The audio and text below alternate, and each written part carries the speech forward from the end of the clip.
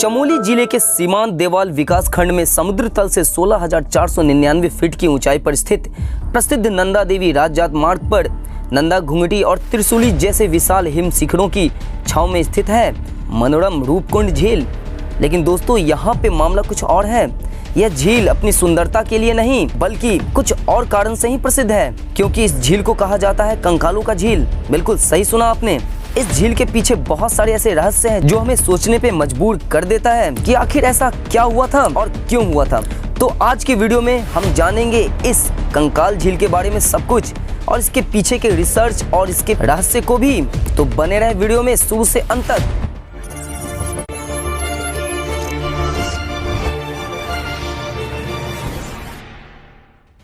सभी दोस्तों को मेरा नमस्कार। मैं हूं संजीत कुमार गिरी और आप देख रहे हैं मेरा चैनल जरा सोचो ऐसा क्यों।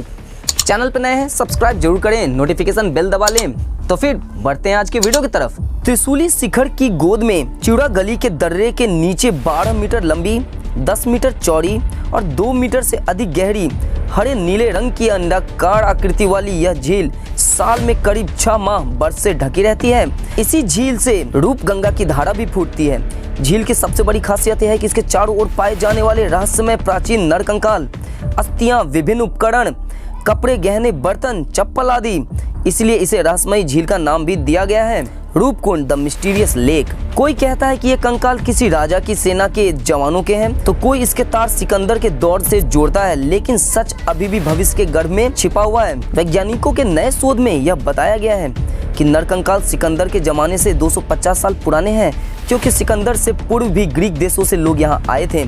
इस शोध के लिए नर कंकालों के 100 सैंपल की ऑटोसोमल डीएनए, माइटोकॉन्ड्रियल और वार्ड क्रोमोसोम्स डीएनए जांच कराई गई, जिसमें पता चला कि ये ग्रीक लोगों के कंकाल हैं। साथ ही कुछ कंकाल स्थानीय लोगों के भी हैं। इस नतीजे तक पहुंचने के लिए शोध टीम ने आसपास के इलाकों के करीब 800 लोगों के भी डीएनए जांच की, जिसमें नर कंकालों के ग्रीक और स्थानीय लोगों के होने की पुष्टि हुई। हालांकि इससे पूर्व वैज्ञानिकों ने यह निष्कर्ष निकाला था कि नर कंकाल सिकंदर की सेना के टुकड़ी के हो सकते हैं। लेकिन कमाल की बात तो ये थी कि शुरुआती दौर में जो भी रिसर्च हुए, इसके ऊपर जो भी जांच किए गए, वो कहीं ना कहीं अधूरी सिद्ध हुई, क्योंकि जैसे जैसे इसके पीछे रिसर्च और खोज किया गया तो पता चला कि इसके रहस्य के पीछे और कई रहस्य भी जुड़े हुए हैं। बीरबल साहनी पुरातात्विक विज्ञान संस्थान लखनऊ के वैज्ञानिकों के अनुसार सैंपल के डीएनए जांच से ग्रीक डीएनए का मिलान हो रहा है, लेकिन इसमें अभी और शोध की जरूरत है। चलते उस दौर में जब इसके बारे में कुछ जानकारी किसी को नहीं थी और ये कैसे लोगों के सामने आई। रूपकुंड के वैज्ञानिक पहलू को प्रकाश में लाने का श्रेय हिमालय अभियान के विशेषज्ञ एवं अन्वेषक साधक स्वामी प्रणवानंद को जाता है। वर्ष 1956 में लगभग 2.5 माह और वर्ष 1957 एवं 58 में 2-2 माह रूपकुंड में शिविर लगाकर नरकंकाल, अस्थि, बालों और वहां पर जो भी उपस्थित जो भी सामग्रियां मिली उसकी उन्होंने गहन जांच की। वर्ष 1957 से 1961 तक इन पर शोध परीक्षण होते रहे।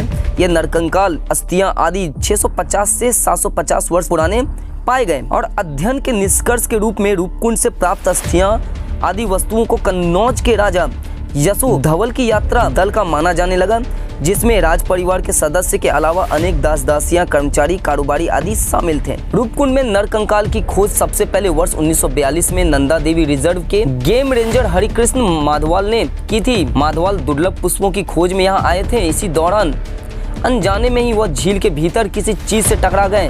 देखा तो वह एक कंकाल था। झील के आसपास और तलहटी में भी नरकंकालों का ढेर पड़ा हुआ था। यह देखकर रेंजर माधवाल के साथी को लगा कि मानो किसी दूसरे लोक में वहां आ गए। उनके साथ चल रहे मजदूर और बाकी अन्य लोग ये देखते ही भाग खड़े हुए। इसके बाद शुरू हुआ वैज्ञानिक अध्ययन का दौर। 1950 में कुछ अमेरिकी वैज्ञानिक नरकंकाल को अपने साथ ले गए और उन पर कई प्रकार के रिसर्च किए गए। अब तक कई जिज्ञासु अन्वेषक दल भी इस रहस्यमय क्षेत्र का ऐतिहासिक भ्रमण कर चुके हैं। भूगर्भ वैज्ञानिक और विशेषज्ञों का दल भी यहाँ पहुंचकर अन्वेषण और परीक्षण किया करते हैं और बहुतों ने किया भी। और इसके बाद बहुत सारे अन्य वैज्ञानिक शोध के बाद बहुत सारे वैज्ञानिकों ने कहा कि जमी झील के पास मिले लगभग 200 कंकाल 9वीं सदी के उन भारतीय आदिवासियों के हैं जो ओले की आंधी में मारे गए थे। आखिरकार उत्तराखंड के रूपकुंड के कंकाल झील के रहस्य का पर्दा उठ गया है। वैज्ञानिकों का कहना है कि जमी झील के पास मिले इन 200 कंकालों को 9वीं सदी के उन भारतीय आदिवासियों से जोड़ा गया है और संभवतः यह कहा गया है कि ओलों की आंधी में ये सभी मारे गए थे। शुरुआत में यह माना जा रहा था कि यह नर कंकाल उन जापानी सैनिकों के थे जो द्वितीय विश्व युद्ध के दौरान इस रास्ते से गुजर रहे थे, लेकिन अब वैज्ञानिकों को पता चला है कि यह कंकाल 850 ईस्वी में यहाँ आए श्रद्धालुओं और स्थानीय लोगों के हैं।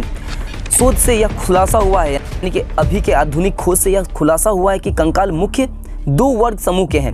इनमें से कुछ कंकाल एक ही परिवार के सदस्यों के हैं, जबकि दूसरा समूह अपेक्षाकृत कम कद वाले यानी छोटे कद वाले लोगों के हैं। शोधकर्ताओं का कहना यह भी है कि उन लोगों की मौत किसी हथियार के चोट से नहीं बल्कि उसके सिर के पीछे आए घातक तूफान की वजह से हुए हैं। खोपड़ी के फ्रैक्चर के अध्ययन के बाद पता चला है कि मरने वाले लोगों के ऊपर क्रिकेट के गेंद जैसे बड़े आकार के ओले गिरे थे। जो कहे इसके ऊपर अभी भी रिसर्च और शोध जारी है।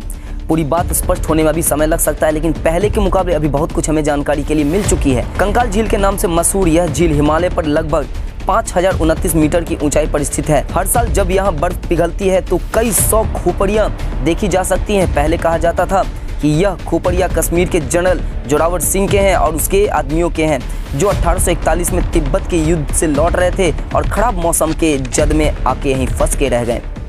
ऐसा भी कहा जाता था कि लोग संक्रामक रोग के चपेट में आ गए और मुक्ति पाने के लिए यहाँ के तालाब के पास आत्महत्या की कोई नई रस्म को निभाने के लिए आए थे। गौरतलब है कि रूपकुंड को रहस्यमय झील के रूप से जाना जाता है और बहुत सारे रहस्य अभी भी इसके गर्भ में छिपे हुए हैं, जो आने वाले समय में बेशक हमें पता चलेगा। चलते हैं इसके कुछ पौराणिक मान्यताओं पे।